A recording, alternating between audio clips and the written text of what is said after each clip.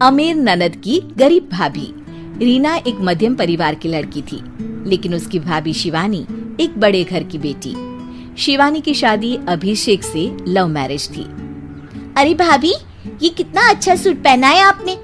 काश ऐसा मैं भी पहन पाती। अरे क्यों नहीं रीना, वैसे भी तुम्हारा और मेरा नाम तो एक ही है, जब मन करे पहन लेना।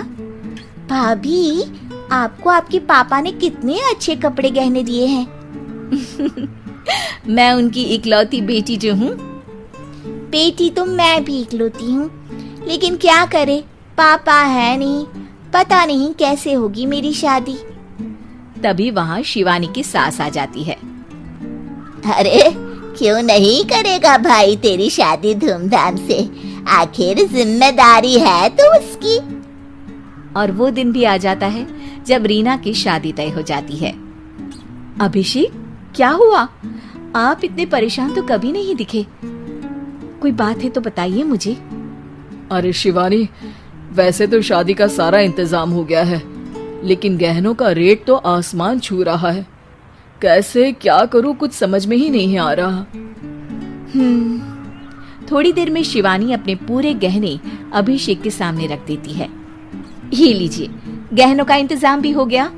अरे नहीं नहीं शिवानी, मैं ये गहने किसी हालत में भी नहीं ले सकता। ये तुम्हारे पिता ने तुम्हें दिया था, और तुम हो कि। तभी वहाँ सास आ जाती है।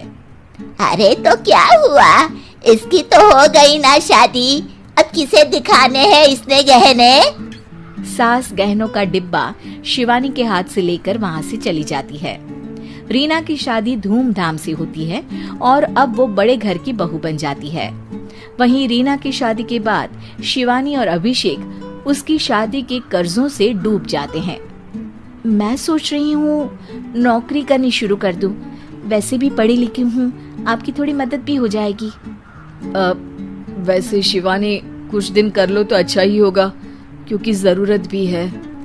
अब शिवानी भी नौकरी करने लगती है और घर खर्चे में अभिषेक का हाथ बटाती है। एक दिन शिवानी, रीना का फोन आया था, कह रही थी कि आने वाले त्योहार में उसके ससुराल जाना है। ठीक है माँ। अरे ठीक तो है, लेकिन एक काम कर लेना, उसके सास ससुर से लेकर पूरे खानदान के कपड़े मिठाइयाँ सब ले आना, और हो सके तो रीना के लिए छोटे से कान में पहनने के बूंदे भी। और क्या है ना, शादी में उसे सारी बड़ी बड़ी कान की ज्वेलरी दी थी, घर में पहनने के लिए तो उसके पास कुछ भी नहीं है। शिवानी सोच में पड़ जाती है कि वो क्या करे, क्योंकि कर्जों और घर के खर्चों के बाद तो पैसे बचते ही नहीं थे। शिवानी फिर अपने पिता को फोन करती है और उनसे पैसे मांगती है। देखो शिवानी, मैंने तुम्हें शादी के वक्त ही मना किया था कि ऐसे घर में शादी करनी ही नहीं चाहिए। अरे अभिषेक को शर्म आनी चाहिए जो ससुराल से पैसे मंगवा रहा है। शिवानी को पिता की बात पर गुस्सा आ जाता है। आप मेरे पिताजी हैं और मैं परेशान थी, इसलिए आपसे मदद की उम्मीद की पापा। अभिषेक को तो पता भी नहीं है कि मैंने आपसे पैसे मांगे हैं। शिवानी सोचती है कि वो अभिषेक से बात करे, लेकिन फिर उसे लगता है कि वो टेंशन ले लेगा।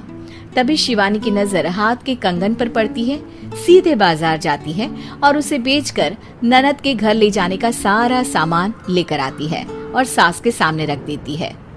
हाँ ठीक है, लेकिन फल थोड़े और अच्छी क्वालिटी के होने चाहिए थे। शिवानी कुछ नहीं कहती, वहाँ से चली जाती है।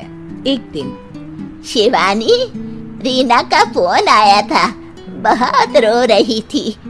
क्यों माँ, क्या हुआ? सब ठीक तो है ना उसके ससुराल में? अरे तूने तो उसकी नाक ही कटवा दी। अब मैंने क्या कर दिया माँ? कह रही थी कि बड़े घर की बहू है भाभी, जो कपड़े दिए वो ब्रांडेड भी नहीं थे। तू तो जानती है ना उन लोगों का पहनावा कितना अच्छा है।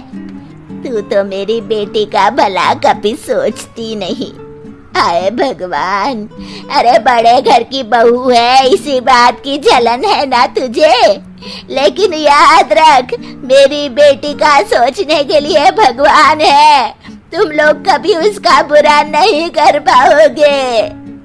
अब शिवानी के मन में सवाल था कि क्या ईश्वर सिर्फ रीना के साथ है, उसके साथ नहीं। लेकिन उसे सुकून था कि वो अभिषेक के साथ उसकी जिम्मेदारियों को निभाने में बराबरी की हकदार है। शिवानी वहां से चली जाती है। वो सास से कुछ नहीं कहती, क्योंकि अमीर घर की बहू बनकर रीना को भले ही सुकून ना हो, लेकिन गरीब घर की बहू बनकर शिवानी खुश है। क्योंकि खुशी पैसों से नहीं, परिस्थितियों पर निर्भर करती है।